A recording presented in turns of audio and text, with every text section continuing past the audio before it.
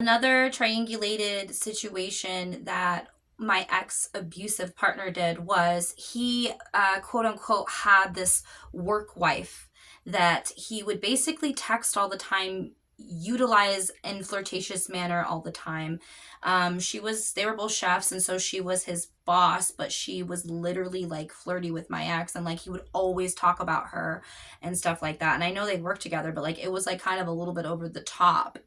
And basically he would say that was his work wife and that I can't talk about that, like that's their relationship and whatever, whatnot. And basically I felt triangulated at that point, and I felt threatened by this individual. And at one point I had found weird text messages in their phone talking about her poop, like the color, the size, the way it looked in the toilet, like weird shit. Like I was so confused. I dubbed her Poop Stories. That's her nickname for me, because literally who the heck in a million years texts somebody about what their poop looks like? I know. Trust me, I don't understand this either, and I actually want to tell this story because I don't get why the heck that even happened. I would never in a million years text my boyfriend, number one, about my poop. Number two, a person that I'm just friends with or whatever. Number three, a coworker. Number four, listening to my boss talk about his poop. All weird things. So I just always have a suspicion that there was more to the story about their relationship. But he got off on the fact that I was jealous of this person and used it against me a lot and would always triangulate me with her, you know, comparing us and just talking about her a lot, flirting with her a lot. He worked a lot of hours and long hours sometimes, and wouldn't come home till 2 or 3 a.m. So we got into a lot of fights about it. And there was even one Christmas, I was supposed to go to his work Christmas party, and he wanted me to go in the car with her. And I was like, no, I do not want to go in the vehicle with her. I do not like her. Like, I have a really bad vibe about her. Like, something's very often suspicious. I don't want to go sit next to Poop Stories, okay?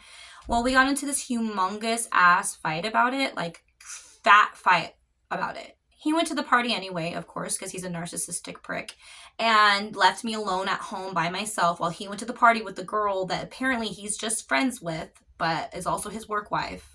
So clearly choosing the wife over me. And then proceeded to that night buy heroin and do heroin and other drugs and party all night and come home and bring heroin into our bathroom. Yeah, it was pretty much the last time I ever spoke to that person ever again. Like, I'm not even kidding. Like, 3 months, 4 months later, like, me and him were broken up because I just could not be with a person that does drugs. I grew up with the situation when I was born with drugs, and so I will not date someone that does hard drugs like that. It's absolutely not a thing for me, and I've never done any of those things, and I never will. So that was the time that I really learned that triangulation can literally be used to destroy your relationship.